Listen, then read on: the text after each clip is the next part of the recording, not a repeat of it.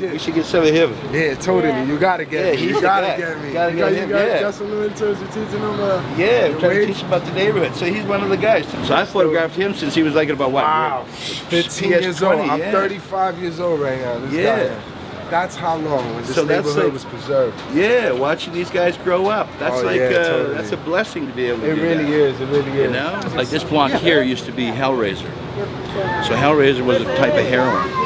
And so they used to sort of maintain this whole block.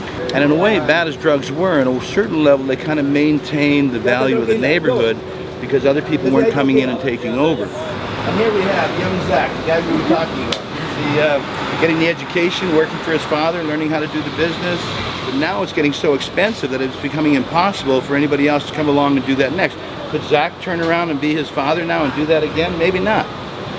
But at least he had the opportunity to get all those skills and to learn how to do it and whatever.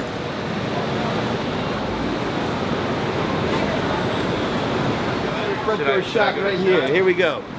One of the boys from Cats. How old were you when I first took your picture in the window? I was like probably 11. 11? Yeah, he was a young buck. Now he's over at Cats's. So he's still in the hood. Born and raised. Born and raised, that's right. One of the last of the survivors, the last of the Alamo. We're holding it up. Wow, we're actually running into some real people. That's great.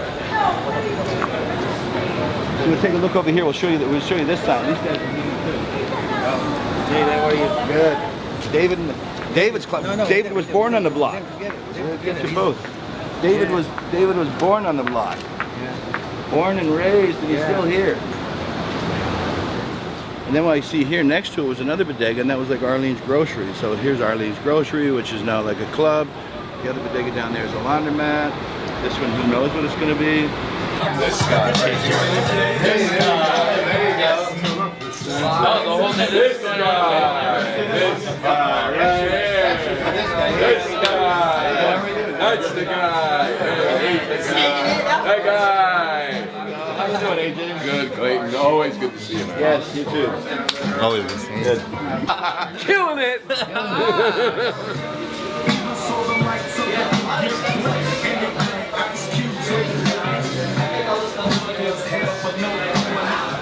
What are you guys doing over here across the street? Jordan Eagles, yeah. Everyone's a wage slave now, and everyone's climbing over each other's backs like crabs in a fucking bucket. You know, in the past, it was not so easy to run around here with a camera. In the past, it was kind of like, yo, hey, what's up? You know, what are you doing taking my picture? Now it's kind of acceptable. Everybody's got the, and down here, I've always been known to carry a camera, and I never got robbed. Had the police take it, had the police break it, but not from the people. There's another local photographer down here, another guy that captures the neighborhood. Yeah. There you go, another guy that says what is what is. I'm interested in art of the people. Kind of working class art, art of the inner city, art of people that are outside the mainstream, outlaw art. Just street art. Sticker art. Another little captured moment of a great piece of street art. Not sure it's worth $1 million, but it's worth something to me. And it sort of builds up. So it isn't just about comparing yourself to other people and can I get into the coolest gallery and be the coolest guy. It's also building a body of work and learning how to describe who you are as a person and as an artist. And eventually that will mean something. Because it's in a gallery, does it make it more official than Jim Power, more important? I don't know, I don't think so.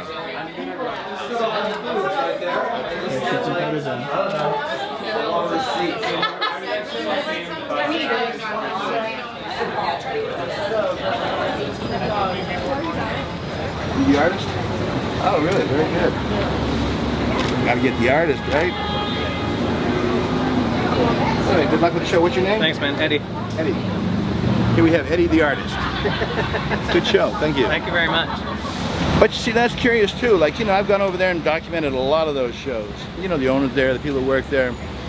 And it's like, that's the difference. This used to be Forsyth Street. This was all like a real serious block. Those that park was all like serious drugs and hookers, and these were like bottom end hookers. So even though I've photographed a lot of those openings and things, you'd think the guy would be happy to see you or whatever. But there's a whole sort of pretentiousness that goes with that thing, where they kind of pretend like you're not there and why are you doing it?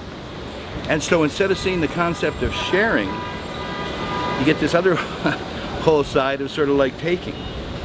But we're not in there taking, we're in there preserving what is. We're saving the moment. You know, and you feel that vibe? Kind of like, why are you here? Why are you doing? Everybody's sort of looking. It isn't like, hey, wow, how you doing? My name's, you know, I run this gallery. It's mine. Thank you for coming. It doesn't work like that. Yeah, I think I tried to go. And this is my neighborhood. Now, these are the New Jacks. It's kind of like, what's this shit about? You know what I mean? This was like down and deep and heavy, and you got the New Jacks over here taking over, and they think they're like all of that. And I'm happy with what he's doing. I think it's cool, and I'm not trying to put him down. But you can just see the difference. And that's a big part of why I left that whole Soho world, is that it's all based on this whole sort of fake status thing. It's like, hey, Jack, you know, those guys like that Jesus guy we were saying, those are the guys around these streets. This is like the Allen boys. These guys wouldn't even come on the block. You know, I mean, it wasn't like possible. So now it's like their block. Only it's not their block, because they're going to be gone soon anyway. That's how that works. I mean, it's like, hey, you got this shitty little gallery that's like, you know, size of a postage stamp, and it's like everything's all of that. I mean, I like the artist, I like the art that he was doing, I think it's very cool, I wish him the best of luck, I hope it happens, I hope he goes somewhere with it. But it's like there's others, you know, it's kind of like, whoa, what's up? Is I will guarantee you that none of the people that grew up around here, none of the kids from down here, none of the people like Jesus that we met will ever step foot in that gallery. They will never feel welcome, they will never be welcome, and they will never go in there. So that then means, is that really art, or is that gentrification? Is that about private social status? Or is that really about art and art for the people, and people are for the art, and bring the art to the people, and the people to the art, and we'll make something happen? That's not what that's about. Here we got a man of the people. You know, this, shit, really. This guy photographed like all these guys before they became famous. If it wasn't for him, part of them wouldn't be famous. We're talking Beastie Boys, we're talking Run DMC, we're talking about all that early stuff. I turned bums into legends. Absolutely, he's the guy. And actually, I had the privilege of being in a show with him. I know, you need to come to my, I'm going to bring them down to the east side. There you go. All right. Well, we're going to do a trade. But so he's the guy. So here we are with the real legend, street legend, Lower, you know, New York, Lower East Side, West Village, the whole thing. I'm a village Ricky kid. Powell. He's a village kid. Yes, he's no wet cannoli. Hot, soggy cannoli. Soggy cannoli. So I gotta get that right. Gotta get that right. Yeah, real privilege. That's my partner, Akira Ruiz. Oh, there you go. Of course I do, man. Big time, man. Living legend. I'm in the middle of two legends right here. Look at this fucking shit right here. I just gotta get a beard and I'll be alright. You know? Whoa!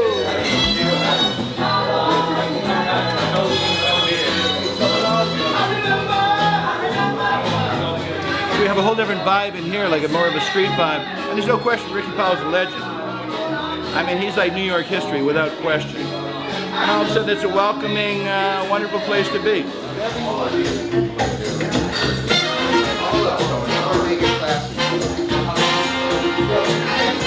Oh yeah, here we go. Come on, big time. Rapping with the Rickster. Downtown legend, Ricky Powell.